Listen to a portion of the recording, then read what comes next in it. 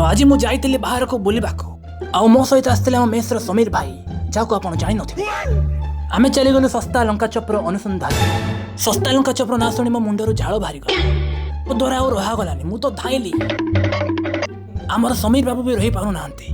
कौन बंटी बाबा मत बेड़िया आनिच किछि बाट आगु चलला परे आमे पहुंची आसलु जलखिया दुकान आउ खाइबा देखि मो द्वारा आउ रहागलानी। समीर भाई आसु आसु धाई पड़े खाइबा तांको देखि मु भी कही गली भाई मते ककलेट बोरा लंका चप आलू चप दे दिया पियाज टिके दे दिया सॉस टिके दे दिया आउ टिके सॉस दे दिया बीट लुण पकई दिया। खाइबा देखि हम पार्टी आडू अश्रु जल बाहाई आस्ता है। आहा हा ककलेट कि स्वादिष्ट मु भी लंका चप चुबई पकईली की लागुचे। तो आज मिनी ब्लॉग रे हमें देखले केमती हमें लंका चप खाइलु। आगु वीडियो एमती आहुरी आसीबो आपण हम सहित लागि रही थांतो। तो आज पे एतकी टाटा गुड बाय। एतकी जाए जदि वीडियो देखिछ तबे मो चैनल को लाइक शेयर सब्सक्राइब निहाती करिबा।